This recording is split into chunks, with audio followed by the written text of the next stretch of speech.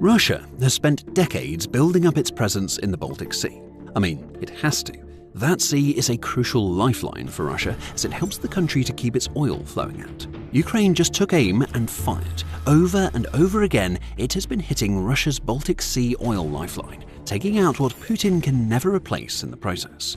This has been 3 nights of chaos for Russia. The Baltic Black Heart has been ripped out and Putin's oil empire is bleeding. Now, to give you just a little taste of what Ukraine has been doing in the Baltic region, we head to Kirishi oil refinery, which is located in Russia's Leningrad Oblast. During the early hours of March 26th, Ukraine unleashed a devastating wave of drones at that refinery, which is responsible for converting Russian crude oil into usable products, such as fuel and lubricants. Now, that strike came as global oil prices have risen to above $100 per barrel several times since the US launched Operation Epic Fury in Iran. It, along with the other strikes we'll be covering, has been designed to send a clear message to Putin that his desire to capitalize on these higher oil prices is going to be quashed by Ukraine every single step of the way. Robert Brovdy, who is the notorious commander of the Madhya Birds and now the head of Ukraine's unmanned systems forces, took to Telegram to explain what Ukraine's flying sanctions achieved in Kirishi. Siberian oil, which politely enters the Kiev oil refinery, Kirishi refinery, and then with diesel fuel or crude oil through the ports of Transneft Primorsk and Ust-Luga, was tanked and fed with the bloody oil surpluses of the bunker grandfather during the past 3 days, with the assistance of the freedom-loving Ukrainian Pata, with its pyrotechnic shows got a little spoiled, Brovdy declared mockingly when announcing Ukraine's attack. He went on to joke how Ukraine has created a clot in one of Russia's most important Baltic oil refineries, and it would take days for Russia to put out the fires and figure out how to clean up the mess that Ukraine's drones have caused. We think that might be something of an understatement. Euromaidan Press offers some more concrete details, noting that the latest strike against Putin's Baltic Sea oil network took out some of the Kirishi refinery's primary oil processing units, which alone forces the refining of crude oil to stop in its tracks. You can't make gasoline and diesel when your processing units are burning. For Putin, that means Russia can no longer make the oil-based products here that he is sending to soldiers along the front lines in Ukraine, and that Russia is selling to its customers to keep the Ukraine invasion going. In addition to the processing units, Ukraine's drones also hit a pair of storage tanks at the refinery. So oil being prepared for processing or refined products ready for shipping are also burning in Kirishi. There may be yet more. The true scale of the damage is being assessed. We're seeing no signs of the typical Russian claims of Ukrainian drone debris being the cause of all of this, which tells us that the authorities in Leningrad are a little too busy putting out fires all over the Kirishi plant. This is the last thing that Putin wanted to see at Kirishi, because this particular refinery is far more important to Russia than its president wants people to think. Kirishi is more than just another oil refinery. Ukraine has been hitting Russia's refineries for months to limit Putin's ability to profit from Russia's oil. Kirishi is different because it is a key cog in the Baltic Sea oil machinery that Russia has been building up for decades. Bloomberg makes that clear in its report on Ukraine's strike, as it notes that the Kirishi facility is designed to process over 400,000 barrels of oil a day, and that it focuses on the production of diesel, gasoline, and light fuel oils, the latter of which are made so that Russia can export them to its customers. Now, Euromaidan Press has more, as it points out that the Kiev refinery at Kirishi is one of the 3 largest processing plants in the Russian Federation. All told, it deals with between 20 and 21 million tons of crude oil every year. And beyond its vitality as a refinery that makes products for export, Kirishi also accounts for 6% of Russia's total refining capacity, and it makes fuels used by Russia's armed forces and its people. Ukraine just hit the right refinery at the wrong time for Putin. So as oil prices skyrocket due to Operation Epic Fury, Putin was hoping that the Kirishi refinery would help bring billions of dollars into Russia that it wouldn't otherwise have. Now it's burning, and while that would be bad enough for Russia's dictatorial leader, the major problems at Kirishi are just the newest to emerge for Russia. Because behind this, there's an even bigger issue. Ukraine is striking all over the Baltic region. What happened at Kirishi is just the latest in a series of strikes that have lasted for days, all of which are being carried out to dismantle Russia's Baltic Sea oil operation. For 3 straight days, between March 23rd and March 26th, Ukrainian drones have been flying, sometimes for over 1,000 kilometers or over 620 miles, to hit critical targets in the Baltic region again and again. And in addition to refineries, Ukraine has been hitting export hubs, terminals, and almost anything that it knows Russia relies upon to get its liquid gold out of the country and into the greedy hands of its buyers. Now, several key Russian ports along the Baltic Sea have been hit during these 3 days, including Primorsk and Ust-Luga. Combined, these two ports were responsible for the exporting of 49.7 million tons of petroleum products in 2025 alone, United 24 media reports. And that sheer volume is enough to show you that billions of dollars of Russia's dirty oil money flows through these two ports alone. And right now, neither one of them is operating as it should, because Ukraine's drones have hit as hard as the ones that took out the Kirishi oil refinery. Primorsk was the first of the 3 targets to be hit. On March 23rd, Ukraine's drones streamed into the port, which is located near St. Petersburg, during the early hours of the morning. And by 4 a.m, the regional governor, Alexander Drozdenko, was forced to humiliate himself by confirming that Ukraine's drones had damaged a fuel storage tank. But Drozdenko was hiding the full extent of the damage. By March 26th, the insider was reporting that 5 or 6 of Primorsk's storage tanks had been taken out by Ukraine's drones, leading to a massive smoke plume that stretched about 200 kilometers, or over 120 miles into Russia. Even those who couldn't see the port itself burning would have seen the smoke wafting through the air and known that Ukraine's drones had been out on the hunt again. And 2 days later, Ukraine was at it again. March 25th brought with it the news that Ukraine's drones had made the port of Ust-Luga their target. Those drones had travelled around 1,000 kilometers from Ukraine's borders during the evening of March 24th and into March 25th, eventually striking with such force on Ust-Luga that they are reported to have caused at least 10 explosions, while also leaving a massive glow emanating in the sky that could be seen by residents from miles around. Now, Drozdenko was again the man to report on the attack for Russia, and he called this one a minor ignition, while also claiming that the air defences has shot down 56 of Ukraine's drones. Now, it's different from the drone debris claim, we'll give that much to Drozdenko, but reports from the scene and satellite photos tell a very different story. Flames from this minor ignition climbed over 100 meters, or over 320 feet high, the Telegraph reports. And the same outlet also points out that Ukraine has hit Ust-Luga 4 times over 5 consecutive nights, as of March 28th. Ust-Luga's oil loading pier has been destroyed, and there's also damage seen on technical trestles and storage tanks that indicates that this strike by Ukraine was the furthest thing away from being minor. Ukraine has been battering Ust-Luga. In fact, it's been destroying everything that Russia has built up for its oil industry in the Baltic Sea region. Repetition here is major, and it amounts to an escalation that has caught Putin completely off guard. Completing 3 strikes in as many days against key components of Russia's Baltic Sea oil infrastructure would be bad enough. That's already an attack that is of such size and scale that it would have required a combination of brilliant planning by Ukraine and utterly inadequate air defences from Russia. But Ust-Luga has been hit 4 times in less than a week, and Primorsk has taken 3 heavy shots in 5 days too, Euromaidan press reports. What we're seeing here is a concerted campaign that energy analyst Boris Aronstein claims amounts to the most serious threat to exports of Russian oil and oil products since the war began.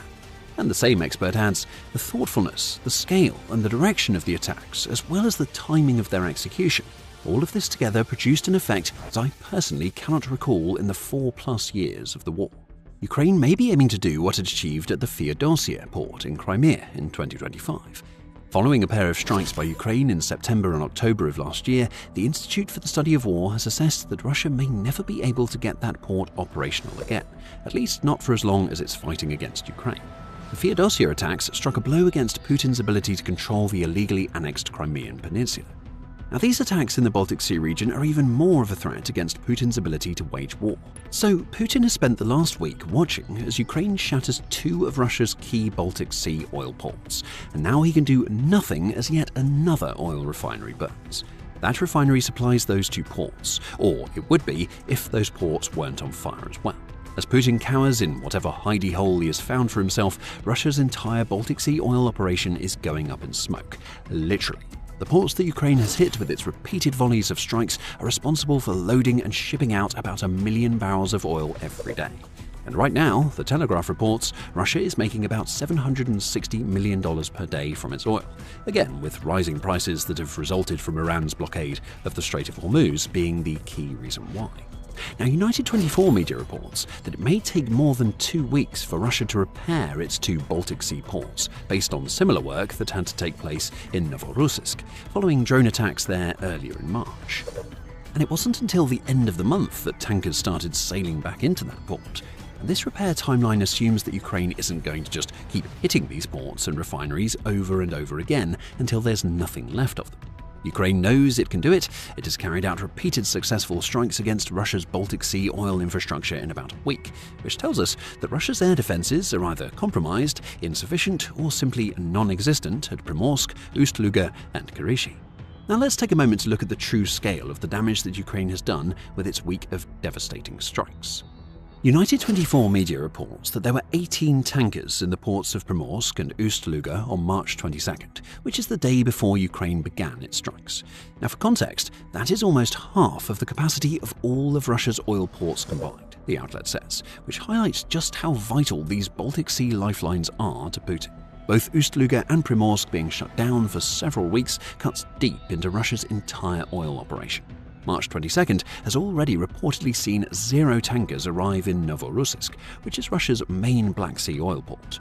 All that Russia has left now are a couple of ports in the Arctic region, along with several in the Pacific region that aren't exactly ideal for pushing out oil when so much of that oil flows through the Baltic.